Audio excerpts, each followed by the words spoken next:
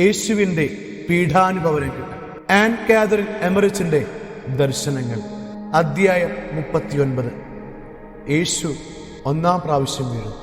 കുരിശു വഹിച്ചുള്ള സഹനയാത്ര ആ ഇടുങ്ങിയ പുറംതെരുവിൽ നിന്ന് ഇടതുവശത്തേക്ക് തിരിഞ്ഞ് അല്പം കഴിഞ്ഞപ്പോൾ പാത വളരെ വീതിയിലും കുത്തനെയുമായി കാണപ്പെട്ടു. മലയിൽ നിന്ന് വെള്ളം കൊണ്ടുപോയിക്കൊണ്ടിരുന്ന ഒരു കനാൽ പാതക്കിടയിലൂടെ കടന്നുപോയിരുന്നു. ഈ കനാലിനരികെ വെള്ളവും ചെളിയും കെട്ടിക്കിടക്കുന്ന ഒരു കുഴിയുണ്ട്. അതിന്റെ നടുവിൽ യാത്രക്കാർക്ക് എളുപ്പത്തിൽ ചവിട്ടിക്കടക്കുന്നതിനായി വലിയ ഒരു കല്ല് വച്ചിരുന്നു. മർദ്ദനവും ഭക്ഷണം പോലും ഒഴിവാക്കിയുള്ള മറ്റു പീഡനങ്ങൾ മൂലം ശക്തി ക്ഷയിച്ച യേശു ഇവിടെ എത്തിയപ്പോഴേക്കും നടക്കുവാൻ സാധിക്കാത്ത അവസ്ഥയിലായി തീർന്നു. പട്ടാളക്കാരാകട്ടെ ദയ അല്പം പോലുമില്ലാതെ അവനെ വലിക്കുകയും തള്ളുകയും ചെയ്തുകൊണ്ടിരുന്നു. യേശു കല്ലിൽ തട്ടി വീണു. കുരിശ് അവന്റെ അരികിലും. ഏതാനും നിമിഷം അവിടെ നിൽക്കുന്നതിന് ക്രൂരമായ കൊലയാളികൾ നിർബന്ധിക്കപ്പെട്ടു. എന്നാൽ അവർ തങ്ങളുടെ മർദ്ദനമുറകൾ തുടർന്നുകൊണ്ടേയിരുന്നു. ജനം നിശ്ചലരായി. എഴുന്നേൽക്കാനെങ്കിലും സഹായിക്കാമെന്നോർത്ത് അവൻ കൈകൾ നീട്ടി. ഫലമുണ്ടായില്ല. എല്ലാം പെട്ടെന്ന് പൂർത്തിയാകുമെന്ന് പറഞ്ഞ് തന്റെ ശത്രുക്കൾക്ക് വേണ്ടി പ്രാർത്ഥിച്ചു, അവനെ എഴുന്നേൽപ്പിക്കൂ, അല്ലെങ്കിൽ നമ്മുടെ കൈകൾ വെച്ച് അവൻ മരിച്ചു പോകും. ഫരിസയർ വിളിച്ചു പറഞ്ഞു. യേശുവിന്റെ പിന്നാലെ സഞ്ചരിച്ച സ്ത്രീകളും കുട്ടികളും ഭയപ്പെട്ട് കരഞ്ഞു. പിതാവിൽ നിന്ന് പുത്രന് ശക്തി ലഭിച്ചു. അവൻ ശിരസ്സുയർത്തി. അവന്റെ വേദന കുറയ്ക്കാൻ ആ നീചർ യാതൊരു ശ്രമവും നടത്തിയില്ലെന്ന് മാത്രമല്ല, ചെളിയിൽ നിന്ന് എഴുന്നേൽക്കുന്നതിന് മുമ്പ് തന്നെ മുൾമുടി ശിരസിൽ വയ്ക്കുകയും കാൽ നിലത്തുറച്ച ഉടനെ കുരിശ് അവന് ചുമലിലേറ്റുകയും ചെയ്തു. ഈ സമയം യേശു അസഹ്യമായ വേദന അനുഭവിച്ചു. മുൾമുടി കുരിശിൽ തട്ടി വേദന വർദ്ധിക്കാതിരിക്കുവാൻ ശിരസ് അല്പം ചരിച്ചു പിടിക്കാൻ അവൻ നിർബന്ധിതനായി. ഈശോ രണ്ടാം പ്രാവശ്യം വീണു. വിധി പ്രഖ്യാപനം ശ്രവിച്ച പരിശുദ്ധ മറിയം മനോവേദനയോടെ യോഹന്നാനോടും ഒപ്പമുള്ള സ്ത്രീകളോടും കൂടി കൊട്ടാരം വിട്ടു നിന്നുപോയി. യേശു തന്റെ നീളമണിഞ്ഞ പാദസ്പർശം കൊണ്ട് വിശുദ്ധീകരിച്ച പുണ്യപാദങ്ങളിൽ കൂടി നടന്ന് തന്റെ കണ്ണുനീർ കൊണ്ട് ആ വഴിത്താരകളെ അവൾ നനച്ചു. ജനങ്ങളുടെ തിക്കും തിരക്കും വർദ്ധിച്ചു. കുതിരകളുടെയും കുതിരപ്പടയാളികളുടെയും ആരവമായി.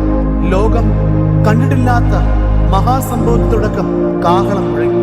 തന്റെ പ്രിയസുതന്റെ കാൽവരി യാത്ര ആരംഭിച്ചു എന്ന് ആ സമയം അമ്മ മനസ്സിലാക്കി. യേശു കടന്നു പോകുന്ന വഴിയിൽ കാത്തുനിന്ന മരണത്തിന് മുൻപ് ഒരിക്കൽ കൂടി മകനെ കാണുവാൻ തന്നെ സഹായിക്കണമെന്ന് പ്രിയ ശിഷ്യൻ യോഹന്നാനോട് അവൾ അപേക്ഷിച്ചു. ഒന്നാമത്തെ വീഴ്ചയ്ക്ക് ശേഷം യേശു സഞ്ചരിച്ച തെരുവിലേക്ക് പ്രവേശന കവാടമുള്ള കൊട്ടാരമുറ്റത്തിലൂടെ യോഹന്നാൻ അവളെ നയിച്ചു. അതാണ് മഹാപുരോഹിതൻ കയ്യാഫാസിന്റെ ഭവനം. അയാളുടെ ന്യായാസനം സിയോൻ പ്രദേശത്താണ്. മേരിക്കൊപ്പമുള്ള സ്ത്രീകൾക്കും ആ പ്രവേശന കവാടത്തിൽ നിൽക്കുന്നതിനുള്ള അനുവാദം യോഹന്നാൻ ഒരു ഭൃത്യനോട് ചോദിച്ചു വാങ്ങി. ഇളം നീലിമ കവർന്ന വസ്ത്രമാണ് നമ്മുടെ കർത്താവിന്റെ അമ്മ ധരിച്ചിരിക്കുന്നത്. കരഞ്ഞു കലങ്ങിയ കണ്ണുകളുമായി അവൾ കാത്തുനിന്നു. ജനക്കൂട്ടം അട്ടഹസിക്കുന്നതിനും പരിഹസിക്കുന്നതിനും വളരെ വ്യക്തമായി അവൾ കേട്ടു. 3 കുറ്റവാളികൾ ക്രൂശിക്കപ്പെടുവാൻ പോകുന്നു എന്ന വാർത്ത ആ കാൽവരി യാത്രയുടെ മുമ്പിൽ നടന്നിരുന്ന ആൾ ഉച്ചത്തിൽ നിലവിളിച്ചു പറഞ്ഞു. വേദനിപ്പിക്കുന്ന ആ ശബ്ദം നിമിഷം തോറും കൂടുതൽ വ്യക്തമായി മുഴങ്ങി. മേരി മുട്ടുകുത്തി തീക്ഷ്ണമായി പ്രാർത്ഥിച്ചു. തിരിഞ്ഞ് യോഹന്നാനോട് ചോദിച്ചു, ഇവിടെ ഞാൻ കാത്തു നിൽക്കണമോ? യോഹന്നാൻ പ്രതിവരിച്ചു, അമ്മയുടെ മകൻ കടന്നു പോകുന്നത് ഇവിടെ നിന്ന് കാണുന്നില്ലെങ്കിൽ പിന്നീട് നാം ദുഃഖിക്കേണ്ടി വരില്ല. സാവധാനം അടുത്തു വരുന്ന ആ വിലാപയാത്രയിൽ കണ്ണും നട്ട് അമ്മയെ ശിഷ്യനും സ്നേഹിതരും നിസ്സഹായരായി ആ കവാടത്തിനരികെ നിലകൊണ്ടു. വധശിക്ഷയ്ക്കുള്ള ഉപകരണങ്ങൾ വഹിച്ചവനുടെ ആഹ്ലാദ പ്രകടനങ്ങളും ധിക്കാരപൂർവവും അസഹ്യമായി. വഴിയോരത്ത് മകനെ കാത്തുനിന്ന അമ്മ വികാരം നിയന്ത്രിക്കാനാവാതെ കൈകൾ കൂപ്പി സ്വർഗീയ സഹായം അപേക്ഷിച്ചു. ഇതു കണ്ട പടയാളികൾ ഒരാൾ അടുത്തു നിന്നവരോട് ചോദിച്ചു, വിലപിക്കുന്ന ആ സ്ത്രീ ആരാണ്? മറ്റൊരുവൻ മറുപടി പറഞ്ഞു, ആ ഗലീലിയന്റെ അമ്മയാണ്. സഹതാപം പ്രകടിപ്പിക്കുന്നതിന് പകരം അവർ കൂടുതൽ പരിഹസിച്ചു. യേശുവിനെ കുരിശു തറയ്ക്കുന്നതിനുള്ള ഉപകരണങ്ങൾ ചൂണ്ടിക്കാണിച്ച് ആക്ഷേപിച്ചുകൊണ്ട് കൂടുതൽ ക്രൂരമായി വേദനിപ്പിച്ചു. തിരുസുതന്റെ കരുതലങ്ങളും തൃപ്പാദങ്ങളിലും അടിച്ചിറക്കാനുള്ള കാരിലും ബാണി ധിക്കാരപൂർവം അവർ എടുത്തുയർത്തി പരിഹസിച്ചു. എന്നാൽ അവൾ മുഖം തിരിച്ച് അടുത്തു വരികയായിരുന്ന തന്റെ പ്രിയപുത്രനെ തന്നെ നോക്കി. അശ്വാരൂഢരായ ഫരിസേയനും ഫലകം വഹിച്ചിരുന്ന ബാലനും ആ വഴി വന്നുപോയി. പിന്നാലെ അവളുടെ പ്രിയപുത്രൻ കടന്നു വന്നു. കുരിശിന്റെ ഭാരം കൊണ്ട് അമർന്ന് മുൾമുടി ധരിച്ചിരുന്ന ശിരസ് വേദനയുടെ ആധിക്യത്താൽ ചുമലിലേക്ക് ചരിച്ചു പിടിച്ച് സഹനത്തിന്റെ ആ പാതയിലൂടെ അവൻ നടന്നു. അനുകമ്പയോടും ദുഃഖത്തോടും കൂടി തന്റെ അമ്മയെ നോക്കി. കാലിടറി അവൻ 2-ാം പ്രാവശ്യവും മുട്ടുകുത്തി വീണു. ഈ ദൃശ്യം ആ അമ്മയെ നടുക്കി. അവൾ എല്ലാം മറന്നു. തന്റെ ഓമന മകനിൽ മാത്രം ദൃഷ്ടി ഉറപ്പിച്ച് അവരുടെ മധ്യത്തിലൂടെ ഓടി അവന്റെ അടുത്ത് ചെന്ന് മുട്ടുകുത്തി മകനെ ആലിംഗനം ചെയ്തു. മകനെ, അമ്മേ, വേദനയുടെ ശബ്ദം അത് അവിടെ ഒന്നായി. നൊമ്പരത്തിന്റെ മാത്രം ലോകം.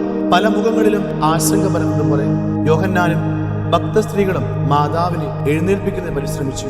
പടയാളികൾ ചോദിച്ചു, സ്ത്രീയെ, നിനക്കിവിടെ എന്ത് കാര്യം? മകനെ നല്ല രീതിയിൽ വളർത്തിയിരുന്നുവെങ്കിൽ ഞങ്ങളുടെ കയ്യിൽ ഇവൻ അകപ്പെടുമായിരുന്നില്ല. ഈ രംഗം പട്ടാളക്കാരിൽ ചിലരെ സ്പർശിച്ച പോലെ തോന്നി. പ്രവേശന കവാടത്തിലേക്ക് തിരിച്ചു പോകുന്നതിന് അവർ അവളെ നിർബന്ധിച്ചു. എങ്കിലും തള്ളി നീക്കിയില്ല. ദുഃഖഭാരത്തോടെ നടന്നു നീങ്ങി അവൾ കവാടത്തിനരികെ ഒരു കല്ല് തട്ടി വീണു. യോഹന്നാനും ഒന്നിച്ചുണ്ടായിരുന്ന സ്ത്രീകളും ഓടി വന്ന് അവൾക്ക് ചുറ്റും നിന്നു. ആ പാറയിൽ അവളുടെ കൈപ്പത്തിയുടെ മുദ്ര പതിഞ്ഞു. ജെറുസലേമിൽ ചെറിയ യാക്കോബ് മെത്രാനായിരുന്ന കാലത്ത് ബത്സയിദാ കുളത്തിനരികെ നിർമ്മിച്ച ആദ്യ ദേവാലയത്തിലേക്ക് ആ കല്ല് കൊണ്ടുപോകുന്നതായി ഞാൻ കണ്ടു. യേശുവിന്റെ അമ്മയോടൊപ്പം ഉണ്ടായിരുന്ന 2 പേർ അവളെ വീട്ടിലെത്തിച്ചു. പടയാളികൾ യേശുവിനെ എഴുന്നേൽപ്പിച്ച് മറ്റൊരു രീതിയിൽ കുരിശ് വഹിച്ചു കൊണ്ടുപോകുന്നത് നിർബന്ധിച്ചു. കുരിശിന്റെ പുറകെയുള്ള തണ്ട് മധ്യഭാഗത്ത് നിന്ന് അഴിച്ചെടുത്ത് യേശുവിനോട് ബന്ധിച്ചു. ഈ അവസ്ഥയിൽ കൂടുതൽ ഭാഗവും തറയിൽ പരിധിക്കുന്നതിനാൽ കുറെ ലാഘവും അനുഭവപ്പെട്ടു. വളരെ പേർ പല ഭാഗങ്ങളിൽ നിന്ന് യേശുവിനെ പരിഹസിച്ചു. എന്നാൽ ശിരോവസ്ത്രം കൊണ്ട് തലമറച്ച് കരയുന്ന നിരവധി സ്ത്രീകളെയും ഉത്കണ്ഠയോടെ ദുഃഖഭാവത്തിൽ ഉറ്റുനോക്കുന്ന പുരുഷന്മാരെയും കാണാമായിരുന്നു. 3-ാം പ്രാവശ്യം വീഴുന്നു. ശിമയോൻ സഹായിക്കുന്നു. കുരിശ് ചുമന്നുകൊണ്ടുള്ള യേശുവിന്റെ കാൽവരി യാത്ര സമചതുരാകൃതിയിലുള്ള തുറസായ ഒരു സ്ഥലത്തെത്തി. എതിർവശത്തായി ഒരു മുക്കുകവല ദൃശ്യമാണ്. ഒരു വിഭാഗം യേശുവിനെ പീഡിപ്പിച്ച് പരിഹസിച്ച് മുന്നേറി. ഒപ്പം പട്ടാളക്കാരും. എന്നാൽ സഹതാപസുകളോടെ അനുയാത്ര ചെയ്തവരും ധാരാളം ഉണ്ടായിരുന്നു. ആ വലിയ ജനാവലി ഓർസ്ലേം പട്ടണമതിലിന്റെ കവാടത്തിലെത്തി. കുരിശിന്റെ ഭാരം വഹിച്ച് മുന്നോട്ടുള്ള യാത്രയിൽ യേശു വലിയൊരു കല്ലിൽ തട്ടി വീണ്ടും നിലം പതിച്ചു. ദേവാലയത്തിലേക്കുള്ള ആ വലിയ യാത്രയിൽ പങ്കെടുത്തിരുന്ന നല്ലവരെന്ന് തോന്നിക്കുന്ന ചിലർ കഠിനവേദന സഹിച്ചുകൊണ്ടുള്ള യേശുവിന്റെ വീഴ്ച കണ്ട് സഹതാപത്തോടെ പറയുന്നത് ഞാൻ കേട്ടു. ആ മനുഷ്യനെ നോക്കൂ, പാവം, അവൻ മരിക്കാറായിരിക്കുന്നു. യേശുവിനെ എഴുന്നേൽക്കുവാൻ സാധിച്ചില്ല. യാത്രയ്ക്ക് വീണ്ടും താമസം വന്നു. ഫരിസേയർ പട്ടാളക്കാരോട് പറഞ്ഞു, കുരിശ് ചുമക്കുന്നതിന് ആരെങ്കിലും നിങ്ങൾ കണ്ടെത്തണം. അല്ലാത്ത പക്ഷം അവൻ ജീവനോടെ സ്ഥലത്തെത്തുകയില്ല. തലേ രാത്രി 9 മണിക്ക് ബന്ധിതനാക്കപ്പെട്ട യേശുവിനെതിരെ കള്ളസാക്ഷികളിൽ നിന്നും തെളിവുകൾ ശേഖരിക്കുന്നതിനായി നീതിരഹിതരായ ഭരണാധിപന്മാർ അപഹാസ്യമായ നീണ്ട വിചാരണ നടത്തി. ചമട്ടിയടിയും മറ്റു മർദ്ദനങ്ങളും മൂലം ശരീരമാസകലം വ്രണതനായി നീർക്കെട്ടി കരിവാളിച്ച മുറിവുകളിൽ ചെന്നീരും രക്തവുമൊലിച്ച് പൊടിപടലങ്ങളാൽ മലിനനായി ദയനീയ സ്ഥിതിയിൽ യേശു അവിടെ തന്നെ കിടന്നു. തത്സമയം വിജാതീയരായ സൈറീൻകാരനായ ശിമയോൻ അവന്റെ 3 ആൺകുട്ടികളോടൊപ്പം ആ വഴി വരുന്നതിനിടയായി.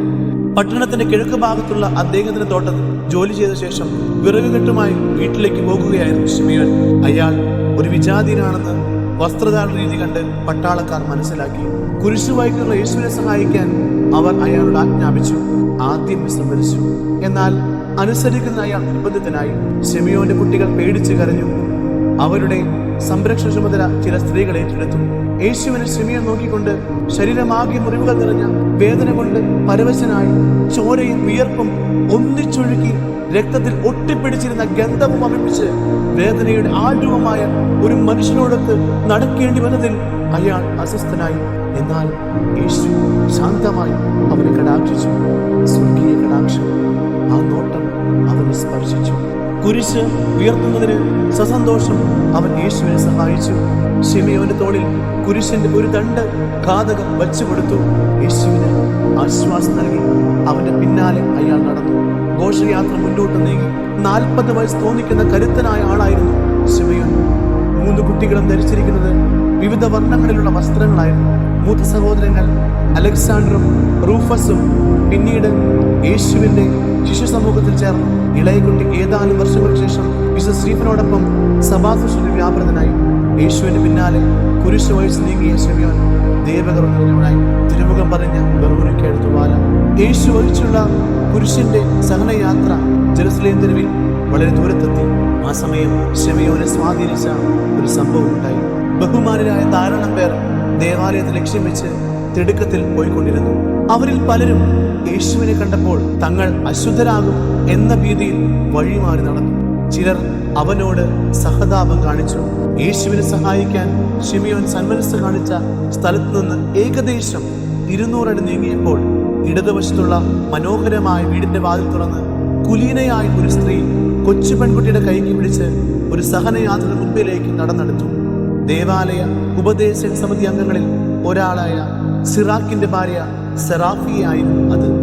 അവൾ ചെയ്ത ധീരകൃത്യത്തെ അനുസ്മരിപ്പിക്കുന്ന യഥാർത്ഥ പ്രതിച്ഛായ എന്നർത്ഥം വരുന്ന വേറ ഐക്കൺ എന്നീ വാക്കുകൾ ചേർത്ത് വെറോനിക്ക എന്ന പേരിൽ പിൽക്കാലത്ത് അവൾ അറിയപ്പെട്ടു. കാൽവരി മലയിലേക്ക് ദുരിതപൂർണമായ യാത്രയിൽ തെല്ലൊരാശ്വാസം പകരാമെന്ന പ്രതീക്ഷയോടെ യേശുവിന് നൽകുന്നതിനായി സുരഭിലമായ മേൽത്തരം വീഞ്ഞ് അവൾ കരുതിയിരുന്നു. വളരെ നേരം തെരുവിൽ അവൾ കാത്തുനിന്നു. ഏകദേശം 9 വയസ്സ് തോന്നിക്കുന്ന അവളുടെ ദത്തുപുത്രിയായ പെൺകുട്ടിയുടെ കൈക്ക് പിടിച്ച് അവൾ നിൽക്കുകയായിരുന്നു. നീണ്ട മേലങ്കിയണിഞ്ഞ് അവൾ കൈത്തണ്ടയിൽ ഒരു തുവാല മടക്കിയിട്ടിരുന്നു. വീഞ്ഞു നിറച്ച ഭരണി മറച്ചു പിടിക്കുന്നതിന് കുട്ടി പരിശ്രമിച്ചു. ഘോഷയാത്രയുടെ ഏറ്റവും മുമ്പിൽ നടന്നിരുന്ന അവളെ പിന്നിലേക്ക് തള്ളി മാറ്റാൻ ശ്രമിച്ചു. എന്നാൽ ജനക്കൂട്ടത്തിന്റെയും പട്ടാളക്കാരുടെയും വില്ലാളികളുടെയും ഇടയിൽ കൂടി നടന്ന് അവൾ യേശുവിന്റെ അടുത്ത് മുട്ടുകുത്തി. എന്റെ നാഥന്റെ മുഖം തുടയ്ക്കുന്നതിനാ അനുവദിക്കൂ എന്ന് പറഞ്ഞുകൊണ്ട് തുവാല അവിടത്തേക്ക് നീക്കി. യേശു ഇടത് കൈകൊണ്ട് അത് വാങ്ങി രക്തമൊലിക്കുന്ന തന്റെ മുഖം തുടച്ച ശേഷം നന്ദി പറഞ്ഞ് തിരികെ കൊടുത്തു. സെറാഫിയ അത് ചുംബിച്ച് ഭക്തിപൂർവ്വം സൂക്ഷിച്ചു. പെൺകുട്ടി ഭീതിയോടെ കയ്യിലിരുന്ന വീഞ്ഞു നൽകി. എന്നാൽ അത് സ്വീകരിക്കുന്നതിന് പടയാളികൾ യേശുവിനെ അനുവദിച്ചില്ല. സെറാഫിയയുടെ സഹതാപ്രകടനം ഭടന്മാരെ അത്ഭുത സ്തബ്ധരാക്കി. അപ്രതീക്ഷിതമായി അല്പനേരത്തേക്ക് ആ യാത്ര നിശ്ചലമായി. ഫരിസേയരും അംഗരക്ഷകരും പ്രകോപിതരായി. യേശുവിന് പരസ്യമായി നൽകിയ ആദരവ് ഫരിസേയരുള്ള അനാദരവായി അവർ കണക്കാക്കി. അവിടുത്തെ പീഡിപ്പിച്ചും ശപിച്ചും അവർ അതിന് പക വീട്ടി. സെറാഫിയ വേഗം അവളുടെ വീട്ടിലേക്ക് തിരികെ പോയി. മുറിയിൽ കയറി തുവാല മേശപ്പുറത്ത് വെച്ച് ദുഃഖപരവശയായി അവൾ മുട്ടുകുത്തി. യാദൃശ്ചികമായി അവിടെ എത്തിയ അവളുടെ ഒരു സുഹൃത്ത് സെറാഫിയ മുട്ടുകുത്തി നിൽക്കുന്നതും പെൺകുട്ടി കരഞ്ഞുകൊണ്ട് അടുത്തിരിക്കുന്നതും യേശുവിന്റെ രക്തം പുരണ്ട മുഖം പതിഞ്ഞ തുവാല മേശപ്പുറത്തും കണ്ട് അത്ഭുതപ്പെട്ടു. വേദനാജനകവും ഹൃദയഭേദകവുമായ ഒരു കാഴ്ചയായിരുന്നു അതെങ്കിലും തിരുമുഖത്തിന്റെ വ്യക്തവും കൃത്യവുമായ പ്രതിരൂപം അതിൽ കണ്ട് സെറാഫിയെ തട്ടി വിളിച്ച് തുവാല ചൂണ്ടിക്കാണിച്ചു. ആശ്ചര്യപരിധിയായ അവൾ സന്തോഷാധിക്യത്താൽ ഇപ്രകാരം പറഞ്ഞു: ആഹ്ലാദത്തോടെ ഞാനെല്ലാം ഉപേക്ഷിക്കും. എന്റെ നാഥൻ ഒരു സ്മാരകം എനിക്ക് തന്നിരിക്കുന്നു. അവൾ നെടുവേർപ്പെട്ടു. ഒരിനം നേർത്ത കമ്പിളി കൊണ്ട് നെയ്തെടുത്ത ആ തുവാല അതിന്റെ വീതിയേക്കാൾ 3 ഇരട്ടി നീളമുള്ളതായിരുന്നു. തോളിൽ ധരിക്കാനാണ് സാധാരണ അത് ഉപയോഗിച്ചിരുന്നത്. മുറിവേറ്റവരും ക്ഷീണിതരും രോഗികളുമായിരുന്നവരോട് സഹാനുഭൂതിയും ദയയും പ്രകടിപ്പിക്കുന്നതിന് ഇത്തരം തുവാല നൽകുന്നതും അത് വാങ്ങി മുഖം തുടയ്ക്കുന്നതിനും അവരുടെ രീതിയായിരുന്നു. വെറോനിക്ക തന്റെ കിടക്കയിൽ ശിരസ് വയ്ക്കുന്ന ഭാഗത്ത് മുകളിലായി യേശുവിന്റെ തിരുമുഖം തനിക്ക് എപ്പോഴും കാണത്തക്ക വിധം ഈ തുവാല തൂക്കിയിട്ട് മരണം വരെ അവൾ സൂക്ഷിച്ചു. അത് പരിശുദ്ധ മറിയത്തിനും കാലാന്തരത്തിൽ അപ്പസ്തോലന്മാർക്കും അവസാനം സഭയ്ക്കും കൈമാറി. സെറാഫിയുടെ പിതാവും സ്നാപയോഹന്നാന്റെ പിതാവും സക്കറിയായും ജ്യേഷ്ഠാനുജന്മാരായിരുന്നു. 4 വയസ്സ് പൂർത്തിയായ പരിശുദ്ധ മറിയത്തെ ദേവാലയം സമർപ്പിക്കുന്നതിന് യോവാക്കിമും അന്നയും ജെറുസലേമിൽ വന്നപ്പോൾ മത്സ്യചന്തയുടെ സമീപം സക്കറിയയുടെ ഭവനത്തിലാണ് താമസിച്ചത്. പരിശുദ്ധ മറിയത്തെ പോലെ 5 വയസ്സെങ്കിലും പ്രായക്കൂടുതലുള്ള സെറാഫിയ മേരിയും ജോസഫുമായുള്ള വിവാഹവേളയിലും സന്നിഹിതയായിരുന്നു. യേശുവിനെ കൈകളിലെടുത്ത് പ്രവചിച്ച വയോധികയായ ശിമയോനോടും അവൾക്ക് കൂടുതൽ ബന്ധമുണ്ടായിരുന്നു. ശിമയോൻ തന്റെ മക്കളോടൊപ്പം അവളെ വളർത്തുകയും കർത്താവിനെ കാണുവാനുള്ള തന്റെ തീവ്രമായ ആഗ്രഹം അവരിലേക്ക് പകരുകയും ചെയ്തു. 12 വയസ്സുള്ള യേശു പഠിക്കുന്നതിനായി ദേവാലയം തങ്ങിയ ദിവസങ്ങളിൽ അവിടത്തേക്ക് ആവശ്യമായ ഭക്ഷണം ജെറുസലേമിനടുത്തുള്ള സത്രത്തിലേക്ക് കൊടുത്തയച്ചിരുന്നത് സെറാഫിയായിരുന്നു. അന്നവൾ വിവാഹിതയായിരുന്നില്ല. ശിശുവായ യേശുവിനെ ദേവാലയത്തിൽ സമർപ്പിക്കുന്നതിന് ജെറുസലേമിലെത്തിയ മേരിയും ജോസഫും ആ സത്രത്തിൽ 2 ദിവസം താമസിച്ചു.